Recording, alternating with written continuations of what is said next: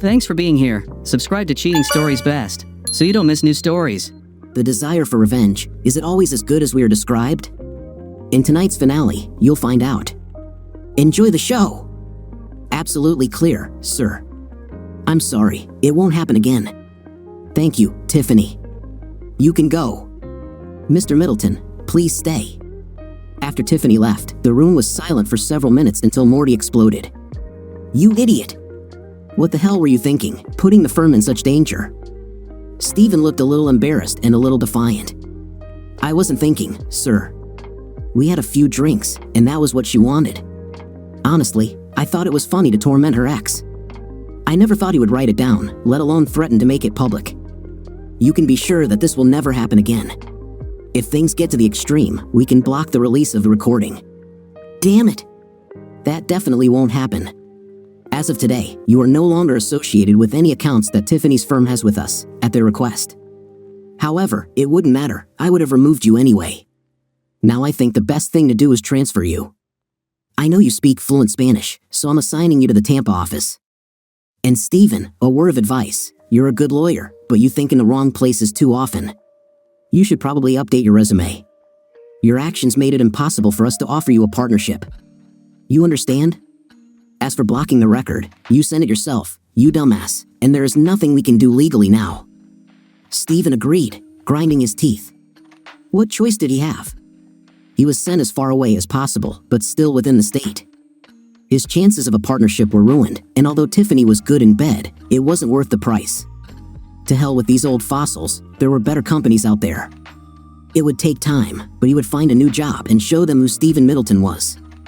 You shouldn't joke with him. He was surprised to see Tiffany waiting for him. How did everything go? Not very good. They sent me to Tampa and told me I'd never get a partnership.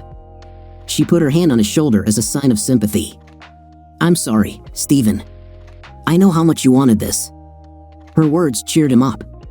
Maybe he could still salvage something from this situation. After all, Bill was still rich. He never loved her. He had her as a dare just to see if he could. But money would be a good consolation prize. Don't worry, I'll get through it. I still have you, after all. Tampa isn't that far away. She removed her hand from his shoulder and looked sadly at him. Sorry, Stephen, but I don't want to date you anymore. There are too many memories. And although I like having you around, especially in the bedroom, I don't love you. So go to Tampa or wherever and make a name for yourself. Remember me with warmth. I will. What is the... breaking up with him? This. Stephen Middleton was the one throwing the punches, not the other way around. You can't want this, darling. It will be a long distance, but we can handle it. No, Stephen, we won't make it. We won't make it because I don't want this. We had our time, but it's over. Please don't make something ugly out of it. Leave it. She left, and it seemed to him that she was laughing. Angry and frustrated, he decided he needed a drink. He drove aimlessly until he ended up in front of O'Brien's. They never went there. Tiffany avoided the place because she knew it was her ex-husband's favorite spot. He thought about it. The stupid still loved him, but her psychotic mother had messed her up so much that she couldn't express it. I hope that little idiot is here, he thought as he got out of his sports car. I'm ready to beat someone up, and it would be nice if it was him. I was at O'Brien's again, this time with Vic Fleming, co-owner with Henry Clark of the prestigious boutique advertising agency. They were a highly respected company, and I accidentally entered their world. By then, I was Blockbuster's regional manager, responsible for 10 stores, including 2 in Georgia. I had to travel once or twice a month, which I always planned for the weeks when I didn't have the girls, but it was a 25% pay increase and included a company car, a mid-sized Lincoln. I realized that I wanted more in my life and that I wanted to provide better for my girls. I met Vic in one of the stores, and he was on the phone, cursing. I asked if he wanted to see the list of new products, and he suddenly stopped, looking at me carefully. I had told him once that I was a writer, and he remembered. I ended up working with them part-time, making about double my salary at Blockbuster. We met tonight for a reason, I thought. Tiffany would be proud of me. He wanted me to work for them full-time, offering me a 10% stake in the company, which would be transferred at 2% per year at the end of the term. He wanted me to run the agency and allow him and his partner to semi-retire. It was a great offer, and I couldn't understand why he was doing it. You don't even realize it, but you're the hottest thing in advertising in this part of Florida in years. People are starting to notice your work. We've been trying to keep your name a secret so others don't steal you away, but sooner or later, someone will figure out who you are and will want to get you. This is a preemptive strike to avoid this. You will never get a better offer in your life. Bruce, think about it for a few days and let us know. Now let me give you the next task. We were deep in discussion about what the new client wanted, and I didn't notice when you walked in. Middleton noticed me, shouting loudly as he approached. I didn't immediately realize what was happening until he was almost on top of me. I turned around on the bar stool, and he swung. I didn't have time to react properly, so I leaned back as far as I could. Steven was wearing some sort of masculine, sparkly accessory, and I felt it caught my cheek. The force of the blow turned me, and I went with it, rolling out of my chair. I started going to the dojo again, training several times a week. I'd thought a lot about Vic's proposal. I was reading trade magazines, and when I saw articles about Little Red Machines dispensing movies with no overhead, about the ever-increasing cable market, and about getting ready to go online in a couple of years, offering entire catalogs for cheap subscriptions, I knew that the end was near. I talked to all my managers, told them what I thought would happen, and left. I shocked Vic when I said I wasn't interested in working part-time but would go full-time if the equity clause remained in place. I think he almost kissed me. My salary, including bonuses, could reach $150,000 a year, at least $80,000 in bad years. I didn't tell the girls, they would tell Tiffany, and I didn't want to deal with her for a while. As far as they knew, I was still working at Blockbuster. The girls told me that Mom started dating again after a couple of months. I met her 6 months later at an upscale restaurant. She was with an older man whose clothes and mannerisms screamed money, wearing a tight little black dress that must have had a built-in bra. She saw me alone and came up to say hello, no doubt to show off her companion. "Hi, Bruce. Good to see you. Long time no see. Nice suit." I knew what she meant. The only time I wore such quality suits during our marriage was when she bought them for me for corporate events. She would be shocked to see my closet now, full of such suits. I chuckled. Oh, I indulge myself sometimes. I wanted to look especially good tonight. What's so special tonight? Hot date? I grinned as she joined us. Maggie was a stunning redhead who was the hospitality manager on the Bonchance cruise ship. Her best friend, a French woman, was dating Bill Matland. Strangely, she was married, but that was none of my business. It was rumored that she and her husband had an agreement, each could sleep with anyone while they were apart.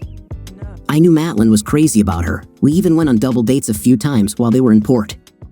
I just said hot date to get a reaction from Tiffany, but those were the truest words I'd ever spoken. She wore green silk that really brought out her fiery red hair, with a cutout that made it clear that it was all her underneath the dress, 38B, as I found out later. Maggie was Irish, and I could listen to her accent for hours. I saw Tiffany tense and chuckled. Pure rage came from her eyes, but she had to remain calm for the sake of her companion. Don't show your hot temperament too early. Although I did catch a glimpse of Maggie's wild Irish temperament. It would have been one hell of a catfight if they had fought. I'd bet on Tiffany. The girl had only one fear, complete commitment. I almost laughed out loud at the mental image. Maggie made the situation even sweeter by offering to sit at the same table, but Tiffany grabbed the man's hand, declaring that she wanted to spend time alone with her companion. Yeah, me too, but a different kind of privacy. He almost forced me to come here. I would have preferred to spend time in his condo, but he insisted. Well, they say anticipation enhances the feeling, you know. Tiffany had an expression on her face as if she had just eaten and swallowed a bucket of lemons. I enjoyed it. We parted ways, and I sometimes glanced at her, seeing how she was glaring at us. She's your ex, isn't she? Yes. She still loves you, you know. I thought she would attack me when I took your hand. Then again, your look at her wasn't full of hatred either. I sighed. Look, it's too hard to explain. We loved each other, we were just incompatible from the start. She smiled and rubbed my arm. She's looking again. Look, this is our last weekend together for a long time, maybe forever. We're leaving on Monday for a circumnavigation of the world that will last 11 months. Even then, the final destination is Europe. I'm planning on spending some time at home, maybe seeing the continent. Maybe I'll call you and see if you can take a vacation and spend it with me. It will be the vacation of a lifetime. These words hit me hard, and she noticed how I frowned. Then again, beloved, perhaps not. You are the ideal man for marriage. Faithful, loving, caring for the needs of his partner selflessly, maybe too selflessly. I myself am not ready for marriage.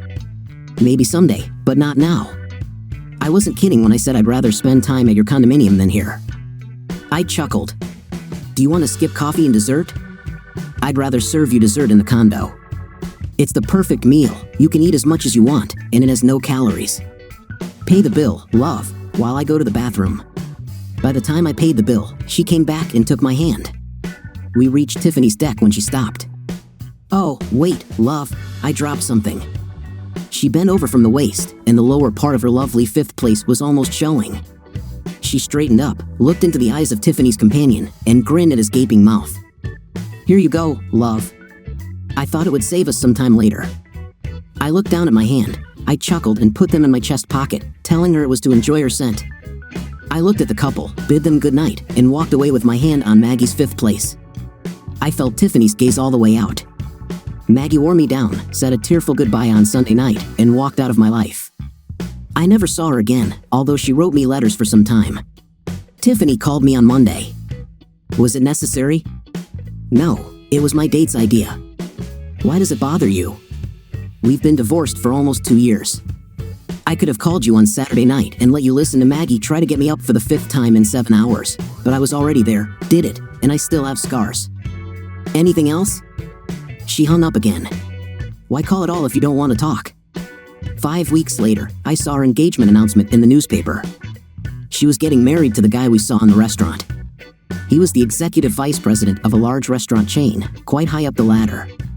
He was transferred to the company's headquarters to help launch a new chain of Thai restaurants. It's logical, Thai food was Tiffany's favorite.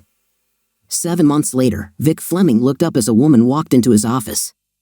He sat behind a massive custom-made desk that he carried with him every time he moved, becoming more and more successful. It was one of his favorite things in life. The woman was clearly a professional, but a very attractive and well-dressed one. Her skirt was modest, but had a dangerously high slit. She turned to close the door, and he saw no trace of underwear. He became aroused almost instantly and sat back down. He considered it impolite not to stand up, but it would be even more impolite to show her the obvious effect she had on him. She chuckled slightly as she sat down and slowly crossed her legs. Vic hoped he was right about the lack of underwear, but was disappointed when she pulled her skirt up a little, covering everything. Mr. Fleming, I'm Hampton. I think I have an appointment.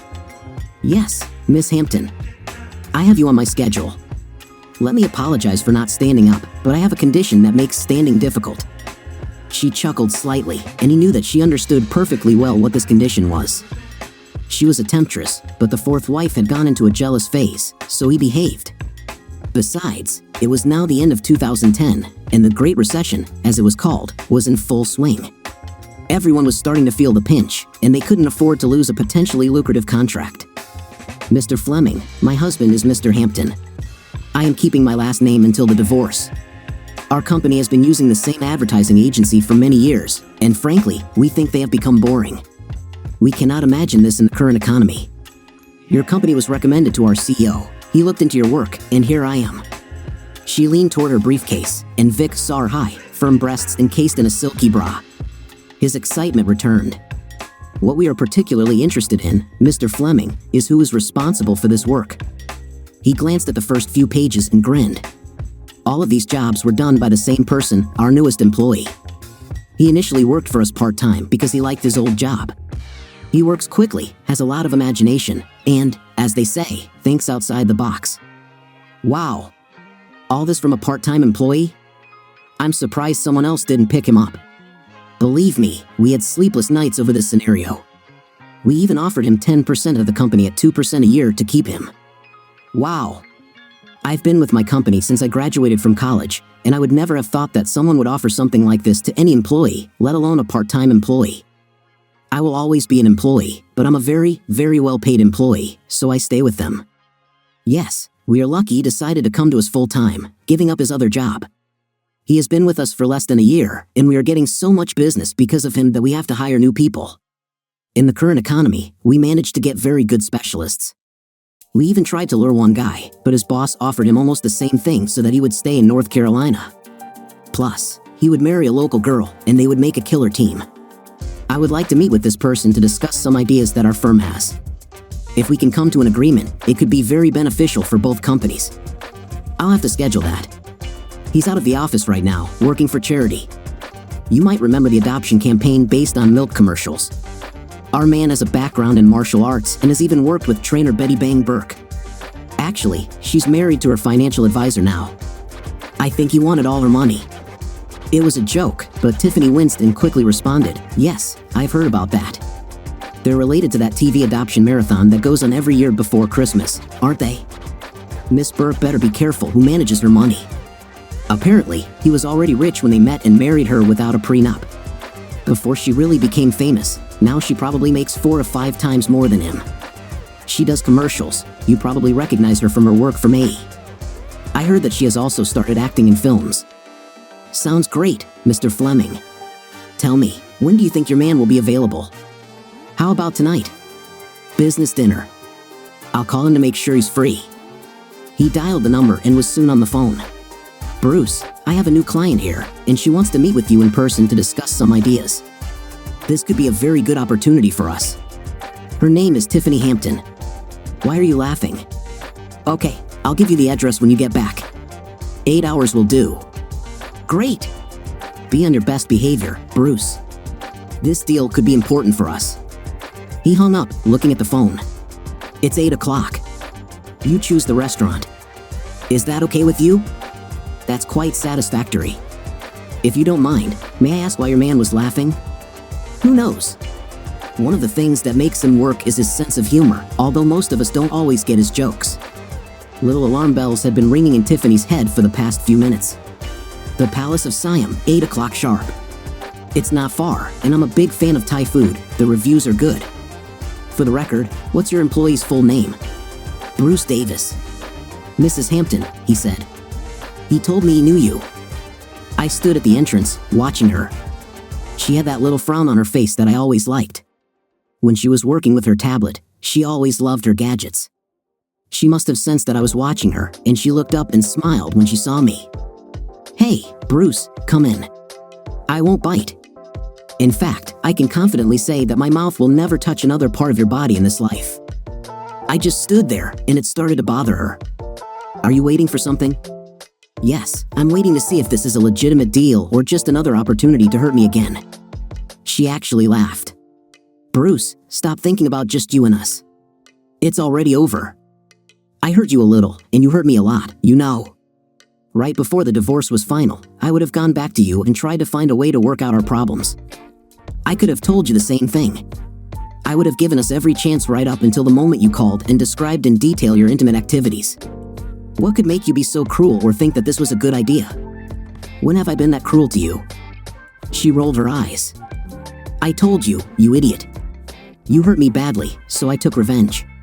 Would I have done this if I was in my right mind? Not for anything in the world. But deep down, no matter how much it hurt, I knew that if I did this, I would tear us apart forever. So I did this to teach you. She suddenly fell silent, realizing that it was already late. Yes, another lesson from Tiffany. It worked just as well as the last one, didn't it? I have to thank you because I learned something. I finally learned to let you go, because in a woman who I loved so deeply, there is nothing else left. I must admit that I have not found a replacement for you, but on the other hand, I am in no hurry. There's someone out there for me, I just haven't found the strength to look for her. Let's just say I'm a little wary and leave it at that. You're looking for a slave to own, aren't you? Someone who will be forced to give everything to prove that he loves you. Exactly, except for the part about the slave. You never understood, Tiffany. It wasn't so much about owning you, but about being equals and owning each other. I'm much better off sharing my life with someone who has nothing but complete and total love for me. I make good money now, Tiffany, not as much as you, but I do well. When I find the right woman, everything I have will be hers equally. Always. I wouldn't settle for anything less. I'm leaving now, Tiffany. I don't care if Vic fires me tomorrow. Honestly, I can't stand the sight of you right now. You can't help but wave the red rag at me, and I always respond like a bull. But not this time. Go back to your life and try to deal with husband number 3 a little better. I walked out the door, and within seconds, I was in my car. It was a brand new Cadillac Escalade. Bill Mon had one, Lou had one, Hank had one at the company, and I always admired them. Besides, I hated driving the contract car because it always reminded me of what I had lost. I got a very good trade-in value for it, so I splurged. I was speechless when Tiffany jumped into the passenger seat and crossed her arms, looking straight ahead with a determined expression. "What are you doing?" "Trying to prove I'm right." "Sorry, Bruce. Seeing you in nice clothes, working that job I've always dreamed of, got to me a little. You should have done it for me, not because you accidentally found this kind of work. I really found it by accident, but I realized that I really liked it over time. With or without you, something like this would have happened." She sighed. "Please, if we go back inside, I'll behave myself. We'll only talk business, okay?" I would have fainted when Vic told me your name, my Bruce, respected businessman, co-owner of a very respected company. It was like in the movie The Twilight Zone. I got out of the car. One insult, one offensive statement, and I'm leaving. Do you understand? She nodded and, to my surprise, grabbed my hand. People watching us probably thought it was a romantic gesture. I took this as a desire to keep me from leaving. When we returned to our seats, the waitress appeared, and we ordered. Tiffany was surprised that I only ordered a small bowl of spicy soup. "This is all?" "Yeah, you never consulted me, but I don't really like Thai food. I never thought I'd be here for more than 5 minutes, so I ate at Sonny's before coming here." I saw her eyes narrow before she exhaled and relaxed. "While we wait for our food, let me throw out a few ideas." She laid out her ideas, and while some of them were pretty good, many were disastrous. Equally critical, she rejected several of my ideas outright, really liked a few, and wrote down her notes on the rest. Finally, she enjoyed dessert while I sipped some excellent tea.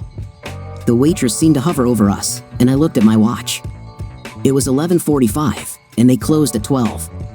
I left a very generous tip, but Tiffany grabbed the receipt. "Business dinner, remember? We're going to do business, right? I can have someone replace me if that makes you feel more comfortable." I laughed, surprising her. "If you act like you did tonight, I'll have no problem working with you." It wasn't that bad, really. I can imagine more painful things, like a root canal. She chuckled and smiled. "You became funny. When did you acquire a sense of humor?" I almost said I bought it with the money she left me, but I stopped myself. There was no need to spoil the mood. Then she shocked me. "You know, there's a bar 2 blocks from here. They say it's a really nice place, and they have a live band that specializes in our music. Do you want to let off some steam?" I was about to tell her no, but I saw the look in her eyes, so I shocked her back. "Of course. But we won't dance, at least not with each other. I think your rule about not touching any body parts is a very good idea." She frowned but grabbed my hand, and we walked into the bar. It was a really nice place, the band was good, and the drinks were strong. 40 minutes later, we were slow dancing to her favorite song.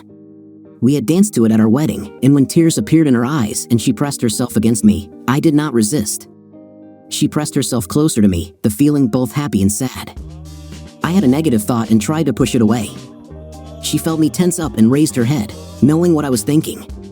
She stopped rubbing but still held me close. I was happy and sad in equal measure. When the song ended, the music stopped and she began to speak.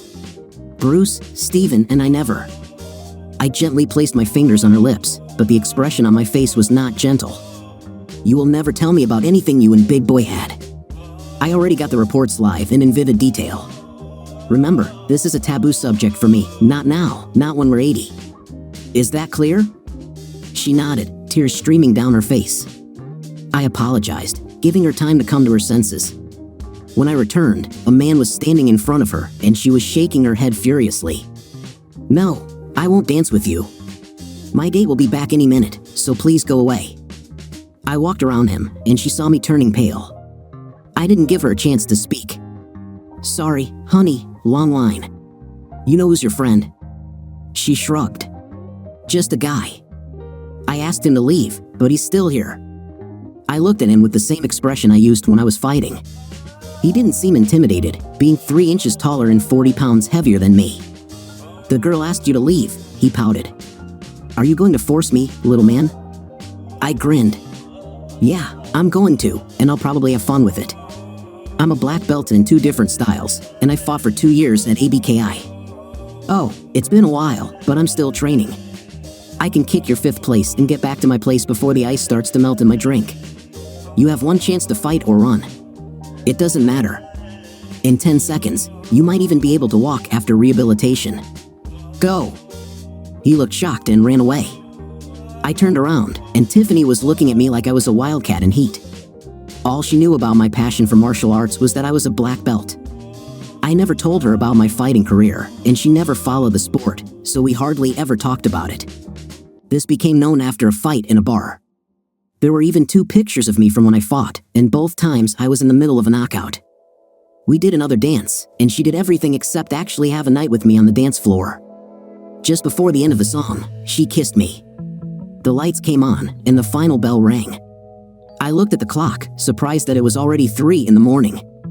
We went outside, watching as people dispersed. Those who found a couple were smiling, those who did not looked dejected. Some were staggering, and several people were practically carried in their arms. What was that about the kiss? If I remember correctly, you said at the very beginning that there was no touching. She shrugged. It's been a while since I've had a man in my arms, and I'm a little drunk and horny. It didn't mean anything. That's the most you can hope for with me ever again. I sighed. Okay. I thought for a minute that you were sending me signals. I doubt I could do anything good for you after Steven spread you. I probably wouldn't even feel anything. She stood up straight, fire dancing in her eyes. It'll be a cold day in hell before I get into bed with you again. Shall we share a taxi? 45 minutes later, she was on her knees in my apartment. She collapsed on my chest, exhausted, and I felt tears. I couldn't stand it. Why, Tiff? Why did you do such cruel things to the man you said you loved? Was he that much better? She raised her head, looking at me with intensity and hopefully a little shame. I would lie to you, but you would know it. He was much more, and he was very good. I admit I liked having an intimate with him, but I never loved him. Although I am a little ashamed, every time we had a night, part of it was to get back at you for how you hurt me. For a man who had just a woman into a near coma state, I didn't feel good right now. She knew that she had hurt me again and rushed to calm me down. Yes, Bruce, I know this is hard to hear, but remember I always loved you, and intimate with you was special because we were in love. I will always choose what we just did. Hear me out every time, that still doesn't explain the calls. I was angry, okay? I was furious. You disappeared.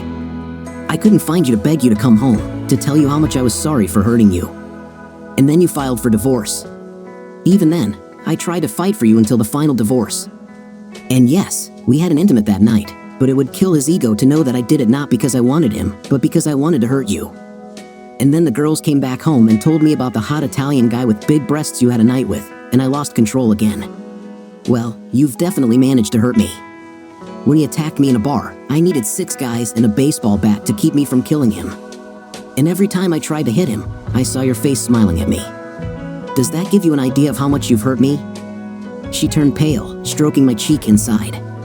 You're right, you know. If you did something like that to me, I would never forgive you. But, darling, you always knew I had problems. I always relied on you for balance. Right up until the last 6 months, I was so tired of everyone thinking you were a loser that I started to think so myself.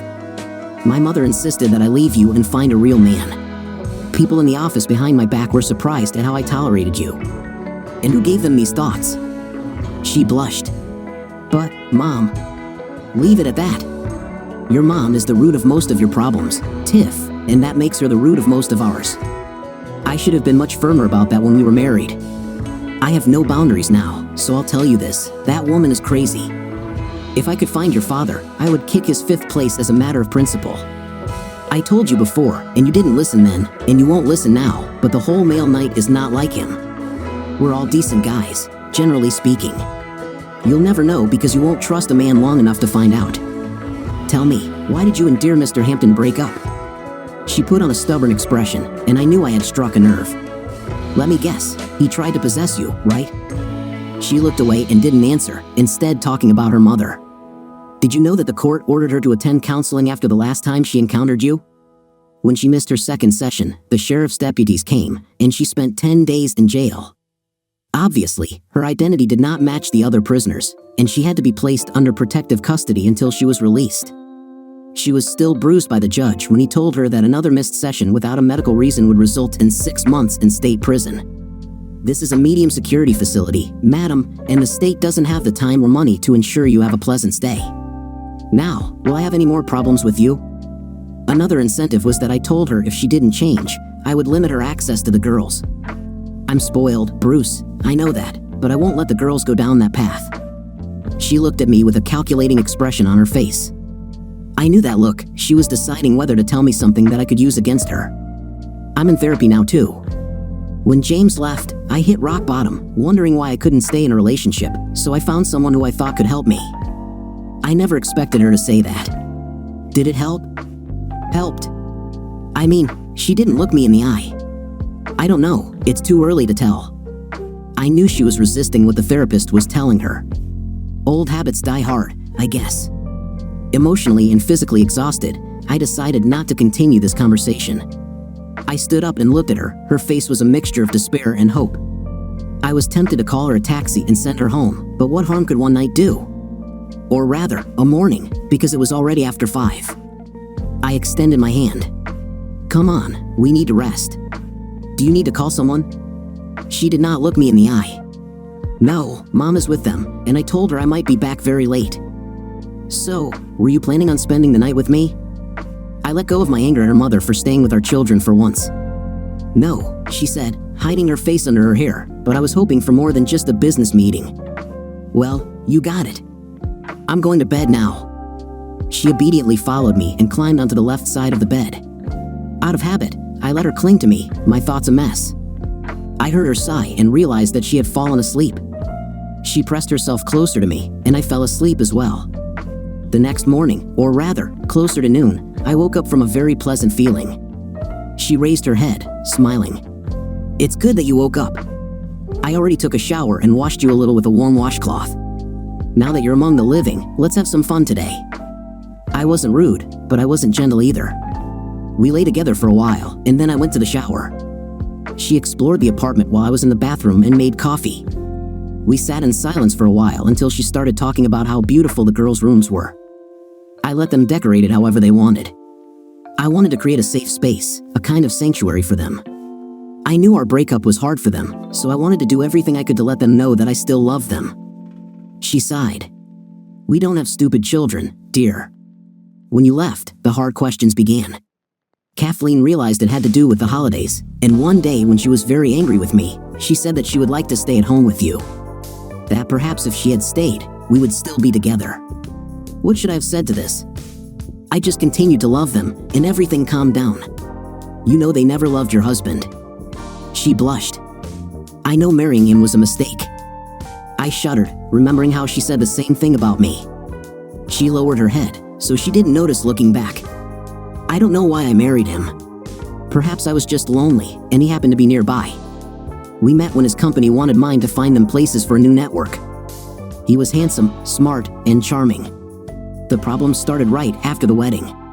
He wanted the girls to go to an expensive boarding school, the same one where his mother went. This is quite a common practice for the wealthy. When the girls found out about this, they created a scandal. They said they would rather live with you than go to school. It took a lot of hugging and talking to convince them that this was never an option. They tolerated him at first, but then they ignored him. He invested a lot of his money in a new chain that his company was starting. It was his baby, and he was stunned when America did not accept the concept of a tie-in fast food chain. The numbers and reviews were terrible. When they started losing money, he came to me asking me to invest $1 million into the network to support it. I interrupted her with laughter. She was angry when she looked at me, knowing what I was thinking when I refused. Problems began, of course. I forced him to sign a reinforced concrete marriage contract. Bitter experience taught me this. I couldn't help but smile. She didn't look at me, but I knew she knew I had more money now than I did then. Lou set me up with his investment advisor. His services seemed expensive, but the meeting left a good impression. I don't work like most advisors. I don't refer you to different mutual funds. I personally select each stock I want you to invest in and put my money where I tell you to. This was enough for me, and after a little more than 2 years, I returned the money paid to Lou and earned about $100,000 on top of it. All of that went downhill from there. He was on the verge of bankruptcy when he left, took a position at another network, and moved to the West Coast. The divorce papers came within a week. He tried to get my money, but Matt was in great shape, and he ended up owing me money when it was all over. Of course, I'll never see it, but it was a moral victory. I thought about it. Lou's former partner moved west. Steven, too. Bill Matlin's wife's first lover left for Chicago, practically banished from the city. Now this is her new ex-husband. Are the entire population of the western half of the country cheating idiots? She changed the subject. Can you believe Caitlin has a boyfriend? That little rascal tried to get her to spin the bottle. I talked to her for a long time. Me too. Plus, I started taking them to the dojo with me. I enrolled them in the kids' class. That, and maybe I showed them a trick or two that might scare off even the most persistent boys. She frowned. Why didn't I know about this? Because they asked me not to tell you, and I'm good at keeping secrets. I wouldn't hide something important from you, but girls are girls, you know? I see. Soon they'll start dating, going to college, and leaving us behind. It's the circle of life, Tiff. All we can do is prepare them as best we can. That's always been our job. We love them, guide them, then trust them and hope our teachings stay with them. Damn! When did you become so insightful? Success seems to have made you smarter. Not necessarily. It was a line from one of my stories, but I thought about them when I wrote it. She couldn't hide the bitterness in her voice. Still chasing that dream? How many rejections have you already received? It hurt. I stopped counting right after we broke up. It doesn't stop me. Sooner or later, I'll understand it. She realized she had hurt my feelings and backed off. So where are we now? Will we see each other again? I saw the shock on her face when I answered, I don't think so, Tiff. I can't afford it emotionally. But why? Tell me you didn't enjoy last night. Tell me you're not such a coward as to not at least try. What we had was special. It's still special. Why can't we get it back? Tell me something, Tiff. Let's say we get married again. Will we be united? We'll have joint accounts and savings, share each other's cars. Will you still keep your sneakers under your bed? It hurt, and she let out her anger. You can't let me be myself, can you? You'll always try to control me, won't you? Yes and no. It's not about the money. It never was about the money, and you know it. It's about equality, about sharing everything. You'll never be able to do that, and you know it. What does your therapist say about everything? Or did you even tell her? Yes. I'm guessing it's a woman. You never open up to me, so I don't see you doing this with some strange man. She refused to argue. So that's it, huh? I felt like the whole world was on my shoulders, and it was an unbearable burden. Yes, that's it. I won't see you again, Tiff. I just can't go back to the way it was, and you'll never change, so let's just go back to our parallel lives and share our beautiful children. That's it. What can I offer you? She didn't say another word, got dressed in silence, and slammed the door. As she left, I sat down at the dining table, slow, heavy tears falling onto the surface of my retro tabletop. I wondered if I really was an idiot. We got the contract, and another woman took over.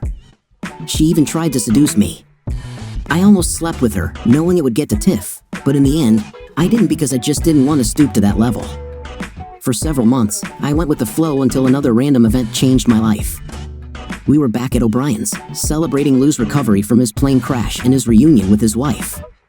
At least she realized it and found a way to bring them back together.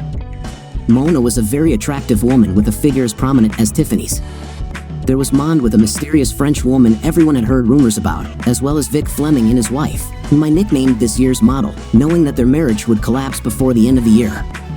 And Hank Clark, his wife exuded more intimacy at 50 than any two 25-year-olds. I thought my relationship problems were nothing compared to the crap she was giving him. They always somehow managed to stay together, and the fact that Henry had almost left her for a woman at the age of 30 gave her the signal she needed, and she stuck to him like glue. We were talking about various things. Everyone was in a good mood. The ridicule and teasing were mild but sharp. When Mond asked if I had written anything lately, I replied that I had written a lot since that night with Tiffany, but nothing coherent enough to follow up on. Yes, but nothing good, I said. Mona, who had been silent until that moment, still trying to return to the conversation, spoke up. You know, I read several of your stories in different magazines. I looked you up when Leo mentioned you were his friend. What do you think? She looked clearly uncomfortable. Listen, if we're going to be friends, I need you to be honest with me. If I ask you a question, never try to filter the answer. If I didn't want the truth, I wouldn't ask. Okay, but you asked for it yourself. You write like a wuss, Bruce. What you write is suitable for girls and old people, but everyone else is almost suffocating from it. There is no conflict. Everything is always happy. People don't want this. They need dirt, real conflict, and emotional resolution. If you can't give it, you're doomed. Sorry, you seem like a nice guy. Well, I asked for it myself. That didn't make it any less painful, though. Well, that explains all the refusals. Vic listened, smiling. Thank you, Mona. The rest of us tried never to discuss his writing. The thing is, Bruce, you have the potential to write like she says. Some of your advertising texts are simply brilliant. 5 seconds of real life. If you accept the advice, I have one suggestion. I'm all ears. For starters, you're doing everything wrong. You forget that now you have money. First, you need to write something worthwhile. After that, you need a team. Do you think Nicholas Sparks just sat back and waited for the money to flow to him? Hell no! He had a publisher who believed in him enough to make him famous, an agent who kept his face in the public eye. I know a very good advertising agency that will probably give you a good deal. Lou intervened. Don't forget about a good lawyer. This is absolutely necessary. Know that I have handled intellectual property issues 10 times and won 8 cases when they went to trial. I know who to talk to and who to avoid. To hell with the publisher. Do everything yourself so you have full control and don't have to pay anyone. It was Hank, the man who always thinks about money. Mona chimed in again, beaming at 6 months pregnant. I can say from my experience working with charities that a good PR person is essential. I'm obviously not working right now, so I can do most of it, and I have a lot of resources to turn to. Maitland chuckled. Okay, it's all over now, lawyer, PR specialist, and advertising agency. Find yourself a smart agent, a good editor, write something worthwhile, and you're on your way to success. Damn it! Why didn't I think of that? I thought about it for 3 weeks and then came up with the perfect story, a novel of sorts. It was basically the true story of Lou and Mona, with a few poetic asides. The editor I hired, a chain-smoking woman in her late 50s, said it had a lot of potential and then ruined it. I wanted to burn what was left of it when she finished. She grinned at my expression. Don't be upset, boy. If it were easy, everyone would be a best-selling writer. And that's really very good. I remember news articles about this story. It was interesting back then, and you can make it a lot brighter if you just try. Now here, I zoned out for a minute. Damn it! I didn't think for a second about how Lou and Mona would react. I had to fix it because if they said no, it would be over. I would never hurt my friends like that. I approached Mona first, handing her the revised story. It was a short read, about 120 pages, but I felt like I had said all that needed to be said, so I stopped. Janice, my editor, agreed, nothing is as bad as when a new writer tries to stretch a short story into a full-length novel. These are just empty words that confuse the reader. You've got everything exactly right, so don't touch it. She didn't call me for 4 days, and I walked on pins and needles. Finally, on Thursday afternoon, Mona called. 7.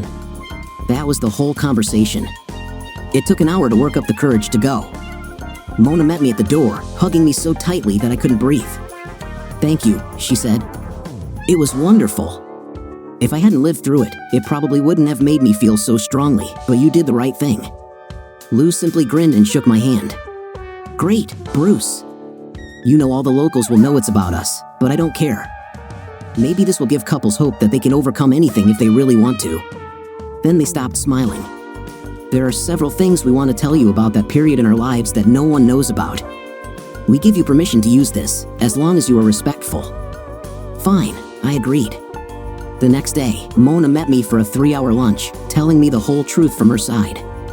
I felt terrible for her and was on the verge of tears several times as she spoke.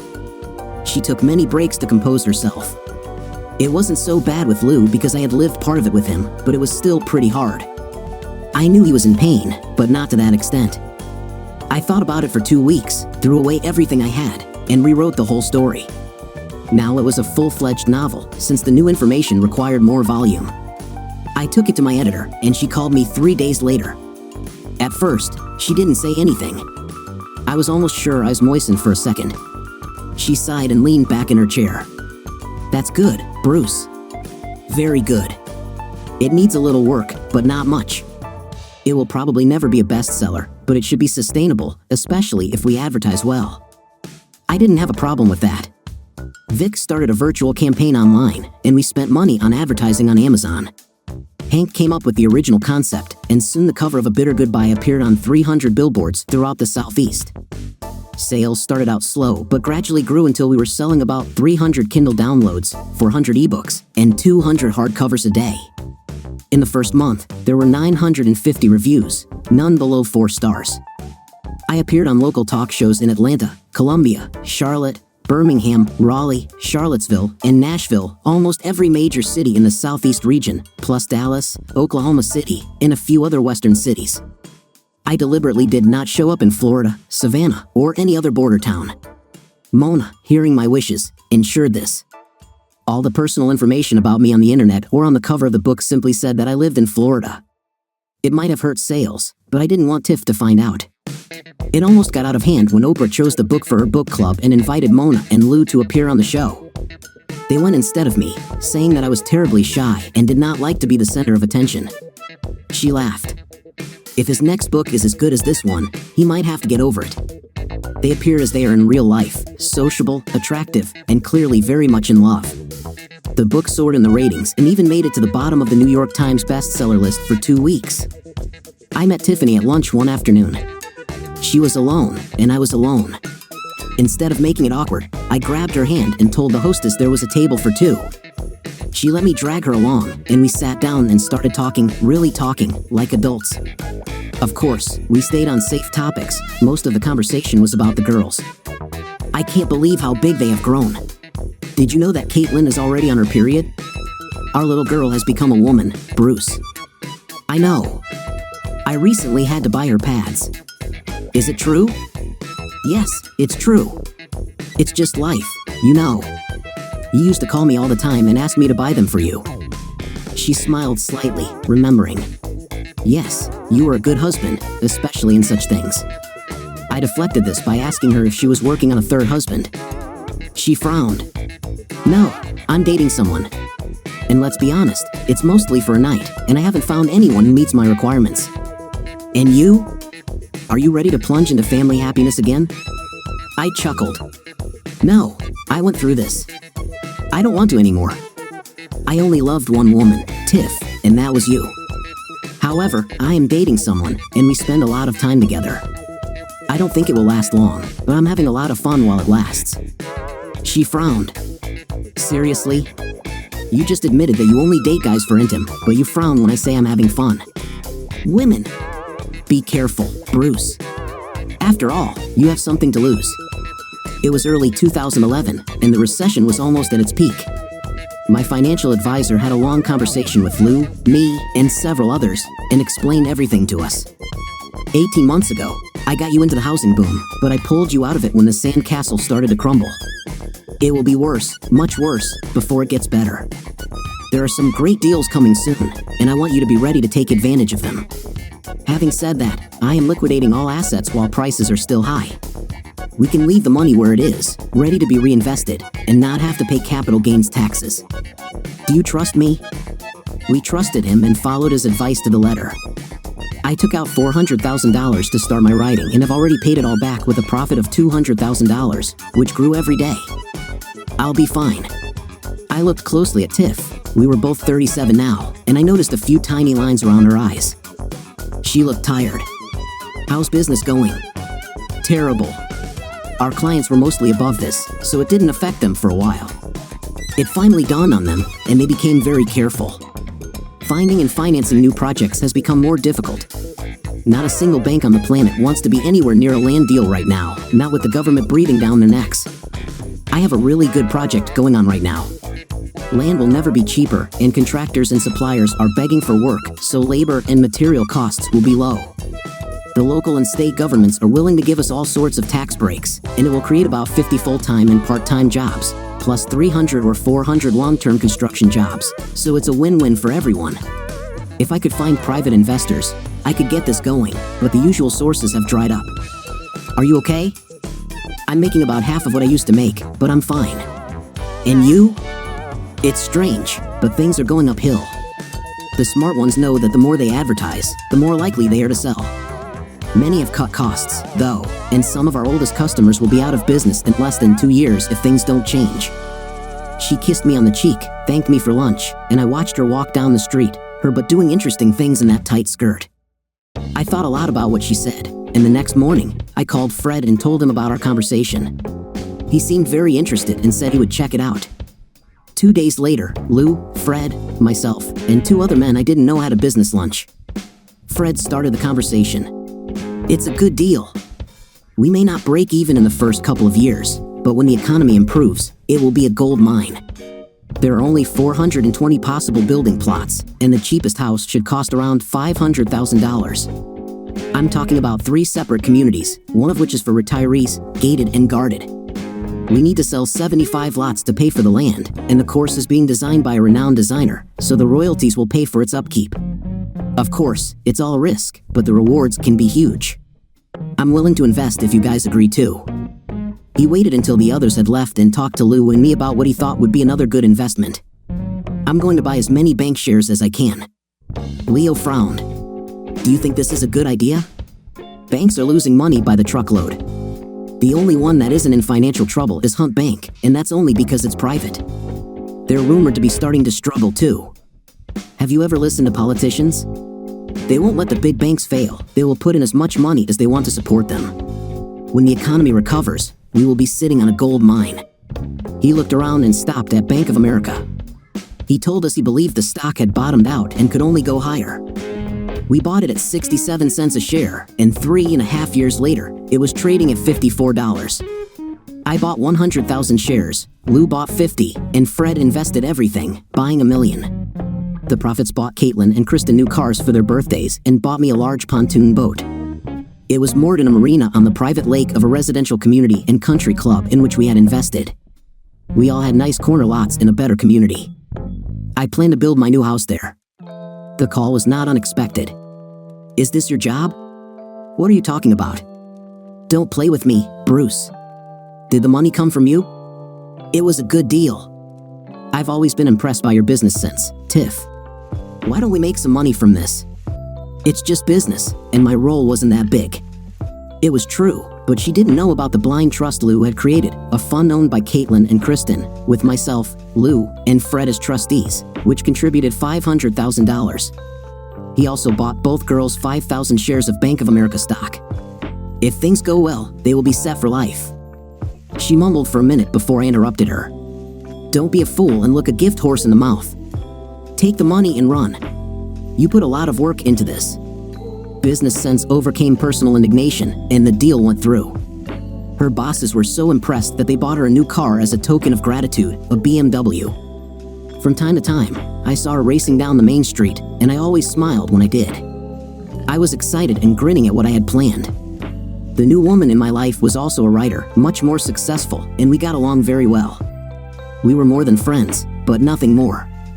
She was 45, 8 years older, but looked my age, and she was an absolute monster in bed. I thought Tiff and Dina might get angry, but it was like comparing kittens to a Bengal tiger. It got better and better. An added bonus was that she had 2 girls my age, and they got along well. I had just released my second book, A Long Time, which turned me inside out while I was writing it. Janice was practically drooling. You can't hide anymore, Bruce. It will put you in the public eye. I signed a contract with a publisher who rejected my work 17 times, and Mona and Lou's team made them pay dearly for each of them. I had an extra incentive when HBO bought the rights to Bittersweet Farewell for a really good amount of money. My future looked very bright. Sarah was talking about vacation. The movie based on her 4th book was approaching its premiere, and she wanted to take a break before she hit the talk shows and the red carpet. Her daughters and I had many things in common, chief among them our absolute devotion to a popular boy band. I can get tickets and backstage passes, Bruce. This will be the thrill of a lifetime for them. I told the girls to pack light, that I was taking them somewhere special and that there might be some shopping involved. Sarah had a timeshare deal with an airline company, so we were on a private jet to New York. Before any of the girls could ask questions, we had our own room in a 5-star hotel. Sarah and I had a host, and the girls shared 2 bedrooms separated by age. The older girls had one room, and the younger girls had the other. We dressed them to the nines and arrived at the garden, where one of them even fainted when she saw who was on the stage. We were the center of attention among thousands of screaming teenage girls. Sarah smiled in gratitude as I handed her a set of earplugs. When it was over, the girls were so excited they couldn't speak. We walked backstage, where the band's teens and 20-somethings, once masters of meet and greets, greeted them by posing for photos and signing autographs. We spent the next day shopping in some very exclusive stores and visiting the Guggenheim and other New York City hotspots. The next morning, we were on a commercial flight to Japan. The kids were filling their Facebook pages and gaining thousands of followers. Then the hit the fan. I received an angry email from Tiffany, complaining that I didn't tell her where we were going and accusing me of making the whole trip for revenge. I didn't know it, but Caitlin wrote that it was the vacation of a lifetime, and this hit Tiffany hard. It took me a little time to calm down and answer. What's wrong with you? I don't need your permission to take our kids on vacation. Maybe I should have told you, but Sarah invited us to join her at the last minute. In 2 to 3 weeks, the girls will be home safe and sound. 2 days later, we were in China on the Great Wall. We left China and went on a grand tour of England, Ireland, Scotland, France, Germany, Italy, the Netherlands, Sweden, and Spain. It truly was the vacation of a lifetime. 3.5 weeks after leaving, we returned home to Jacksonville. I was a little apprehensive about how much I had spent, but it was worth every penny. The only bad thing about the trip was that Sarah and I broke up on the last night. After yet another marathon, she snuggled up to me, pulling out a small box from the nightstand drawer. I didn't know what to say when I opened it and saw the wedding rings. We're a good couple, honey. Our kids get along better than most sisters. I have more money than I know what to do with, and you're well on your way to becoming my financial equal, so the usual doesn't matter here. Marry me. I shocked her by saying no. Why? She asked, visibly taken aback. Because you don't really love me, Sarah. You like the idea that we are a strong couple in the literary world, at least in romance. All we have is a great time in bed and our children get along with each other. We haven't been together long enough. We don't know each other's annoying habits, prejudices, or addictions to certain situations. I really care about you, Sarah. You are a great mother, fun to be around, and very pretty. You've probably ruined me for normal women, and honestly, even though I care about you, I don't love you. Let's wait a little longer and see where this leads. Who knows? Maybe in the future, we will get married after all. Her reaction surprised me. It's all because of your ex-wife, right? Do you know that you still scream her name in your sleep? And who even carries around a photo of their ex? I realized when I read your book that you are still in love with her. I saw this flat-chested, and honey, she ain't got what I have. You'll never find someone better than me, and I'm not going to wait. We will return home tomorrow. We will be polite when we say goodbye, but I will never sleep with you again. She left the room, but I still didn't regret it. It's strange, but I dreamed about Tiffany that night. When we were in our 20s, it was not an intimate dream, just a pleasant scene of two young people in love. I woke up and felt my cheeks, knowing that I had been crying. I was never able to fall asleep again. Since we returned 4 days early, I brought Tiffany's kids home earlier than she expected. The girls missed their mother, and one day I found Caitlin crying in France. What's wrong, honey? I miss my mom. I wish she was with us. Is this how you felt when we left for Hawaii without you? Sorry. Sorry, Dad. I was just a child. I didn't understand how you felt. I know that this was the reason for your divorce from your mother, but I also know that this was only the last straw. I don't remember much, but I remember something. Grandma is a little crazy, isn't she? Mom didn't treat you very well, did she? I knew I had to be careful. I loved your mother very much, dear, and she loved me. Otherwise, we wouldn't have the two perfect children we have now. Sometimes one changes and the other remains the same. There are many reasons why your mom and I are no longer together, but I have never regretted the time I spent with her, and of course, I never regretted you and Kristen. Well, sometimes I'm sorry when you act up, but mostly I don't mind keeping you around. She broke the hug and grinned. We are not capricious, we're just a little smarter than most people, and it's hard for mere mortals to understand us. Anyway, we are the lucky ones. Even if you are divorced, you both still care about us. Many of my friends can't say that. Plus, I now have the memory of 2 vacations of a lifetime. Thank you, Dad. I was thinking about this when Tiff pulled up. The girls ran toward her before she stopped, and I flinched as she abruptly parked the car. She got out of the car with her arms outstretched, and soon they turned into a small woman's ball of tears. I expected this moment as I unloaded my suitcases and boxes of souvenirs.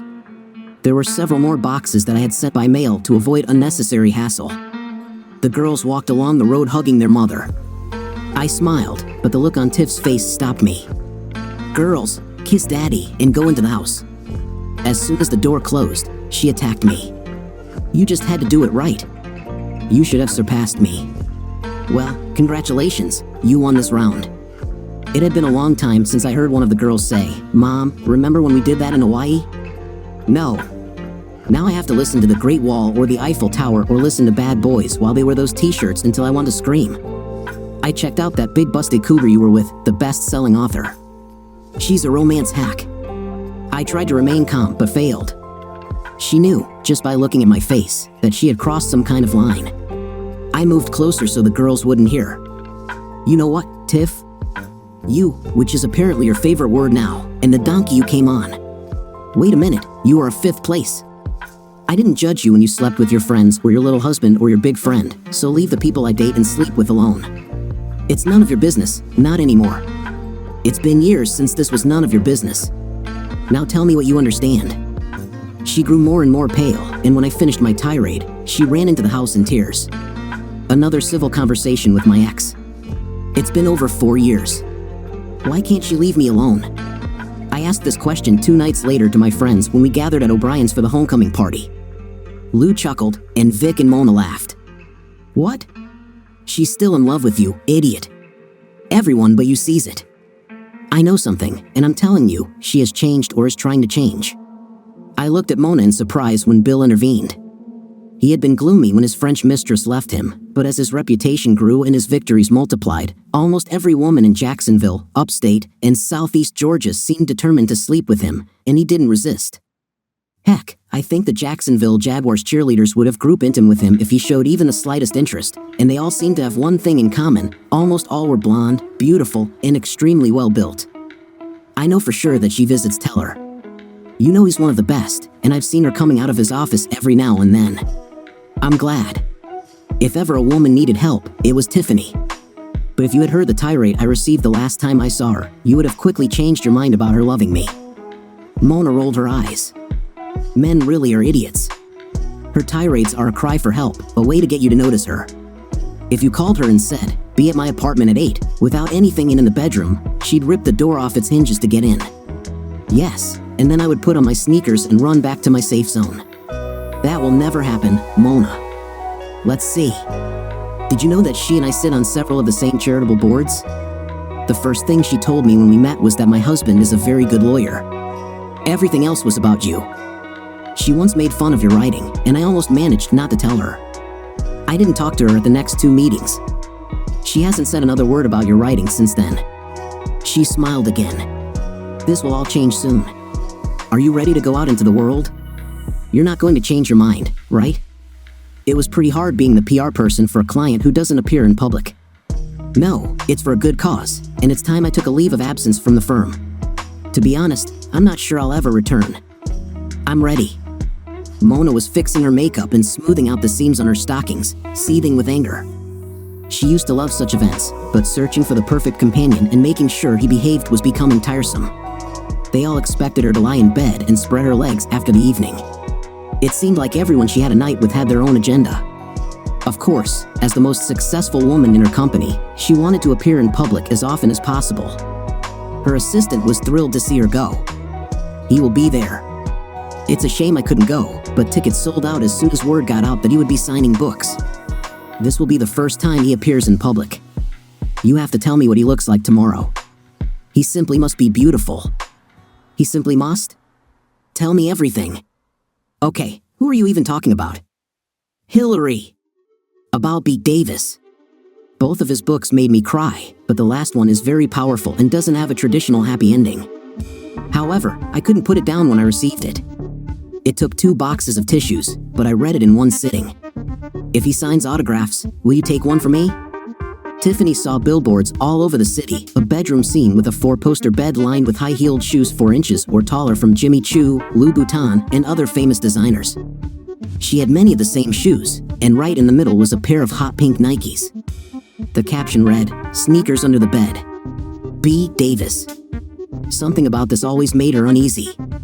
Tiffany only read newspapers and trade magazines, which annoyed Bruce terribly. She chuckled, thinking that every time Bruce saw those billboards, it would break his heart, another successful writer, and it's not him. The book was obviously very popular and flew off the shelves. She heard a review on a talk show where the critic raved about how emotionally strong it was. It was currently number 15 on the bestseller list and was expected to rise to number 1 in less than a month. There were rumors in industry circles that 6 production companies were vying for the film rights, and a figure of $12 million was mentioned. She didn't need to worry about her companion tonight. Her companion for the evening was her eldest daughter, who nearly threw a tantrum when she found out she was coming. Tiffany finally agreed, realizing that she could leave early under the guise of taking care of her daughter. This would allow Caitlin to meet adults in situations she had never seen before. This would probably be a revelation for her. Their table mates were Mona and Lou Walters. At first, she hated him but later began to admire him. He wasn't trying to trap her as opposing counsel in their divorce. He was simply asking for what the law considered a fair division.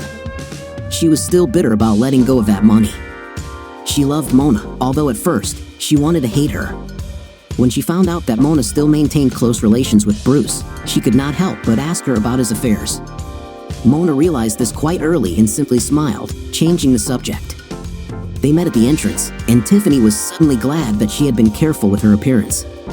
Everyone looked great. The girl smiled as if she had a secret that she could barely keep in all day, and it was driving Tiffany crazy that she insisted on dressing up. She suddenly realized that it was not in vain. Mona and Caitlin smiled at each other, whispering something in their ears, their smiles growing wider. Something was happening, she was sure, but she couldn't understand what. They found their table, and Tiffany accepted a kiss on the cheek from Lou, smiling when Caitlin turned away. Lou leaned over and kissed her tenderly, then sat her down. There was a lot of noise, but not so loud that they couldn't talk. "Okay, lay it out. Why are you 3 smiling like Cheshire cats?" Mona made a surprised face. "So is it noticeable?" "Okay, we lured you here to introduce you to someone." "Stop frowning, Tiff. I think you'll like him. At least I hope so. I know Caitlin likes him." "No, we won't tell, so stop asking. Relax and enjoy the dinner. The speeches, if you can. There will be several special events before the marching band and local celebrities make an appearance. I heard there's going to be an auction of signed Jaguars jerseys or something like that. There will also be a local writer here signing 200 copies of his book, all for charity, of course." Tiffany sighed, knowing she had a long evening ahead, especially when Caitlin said she wanted to meet the writer. However, she was representing her company, so she went, talked, shook hands, and said hello to old friends. She felt a little sad, thinking that her mother would have loved this event, but now she lives in Miami, undergoing therapy at a specialized center. She had finally gone too far with the wife of one of her lovers and harmed her. The court ordered her to undergo therapy, but it was better than prison, albeit terribly expensive. She was annoyed that almost everyone smiled at her as if they knew a joke she didn't. What the hell is going on? The speeches were not too long, fortunately. It wasn't an election year, so no one was fighting for anything. After thanking everyone for participating, the host made some announcements, revealing how much money had been raised for the charity and that 90% would go directly to the foundation, thanks to the efforts of Mona Walters and several others. Mona smiled and waved as the spotlight fell on her. Then the host spoke again. "We are having a silent auction with some art by local artists, CDs by local performers, everything on site to sign and leave a personal message, some sports memorabilia. Finally, author B. Davis will make his first public appearance here in Jacksonville and will sign 300 copies of his latest book, Sneakers Under the Bed." This is 100 more than he promised, but the demand was very great. They cost $300 each, but remember, this is for charity, and he will sign each book personally. He will come out now to say a few words and take a seat at the table. "Ladies and gentlemen, B. Davis." The applause surprised Tiffany with its volume and duration. Maybe she should have read this book. The man walked onto the stage dressed in an obviously expensive suit, probably Armani or Brooks Brothers. His hair was perfect and his black shoes shiny. When he entered the light, she almost fainted. She felt hands on either side of her, Caitlin and Mona. There on stage, looking as good as she had ever seen him, was Bruce. He smiled at the crowd. "Well, the secret is out. B. Davis is a local guy, Bruce Davis. Many of you know that I struggled with my writing for years until I received some advice and a lot of help from some very good friends. They, and one or two people whom I will not name, made me the writer I became. I want to publicly thank them for believing in me and, in one or two cases, for their lack of faith. All this played a role. I'll be taking my seat soon, and remember, this is for a good cause, so open your wallets and bags. Thank you for coming tonight. He faded into obscurity, reappearing at the table after the auction ended. There was already a line. Tiffany felt like she was in Wonderland. Everything was almost unreal. Caitlin was smiling, and she suddenly realized that the girl had known all along, just like Mona. She turned to Mona. How long have you known this? Mona smiled as she stroked her second child's 3-month belly. From the very beginning. I'm his PR person. It was a very difficult job because he really didn't want publicity. I know a lot of it was because he didn't want you to find out. He said that if you found out and criticized him, it would break his heart. All this time, Tiff, he still can't forget you. It hit her like a ton of bricks. He achieved his dream, and she wasn't there. It was simply unfair. She told Mona about this and was shocked when Mona hit her in the face, her eyes sparkling. Do you want justice? Let me tell you how he became successful. He used your money, bypassed the system, and published his own book. I want you to think about something. If you hadn't ridiculed his dream and invested in it, you might be standing next to him now, beaming, sharing in the fulfillment of your husband's ambitions. He would have been everything you wanted in him before the divorce. Instead, you stand on the sideline, forced to watch. Mona took out a book and threw it on the table with a crash, causing the glasses to clink. Now get off your 5th place and get in line. Let him know that you are finally proud of him. It might mean something to him. I look like a fool. What can I say? How about congratulations on your success? I'm glad you achieved your dream, anything positive. Let's go, Mom. I will go with you. She let her daughter pull her along, walking slowly and feeling like she was being executed. There must have been some kind of signal because the crowd parted to allow her to move to the front of the line. Bruce didn't look up, so he was surprised when she spoke. Congratulations, Bruce. It seems, as with many things in my life, I was mistaken about your abilities as a writer. I wish you continued success. She picked up the book, looking at the cover again. It's about us, isn't it? About what I brought you to? He smiled warmly. You have no idea how much it means to hear from you. I see you have a book, let me sign it. And yes, this story is about us, or more precisely, about me and how I dealt with our separation. Read it, Tiff. I was not cruel to you in it. He quickly signed his name and handed her the book. She felt offended. This is all your name? I would have thought there would be more. Bruce chuckled. Look at the dedication, Tiff. She opened the book to the first page. Here it is, Tiffany, with love. Without her, none of this would have happened. That's when the tears started. Caitlin and Lou gently led her back to the table. She sobbed, not paying attention to the people who were looking at her. I ruined my life, Mona, and is along with it. I was an arrogant expletive, and karma bit me in the 5th place.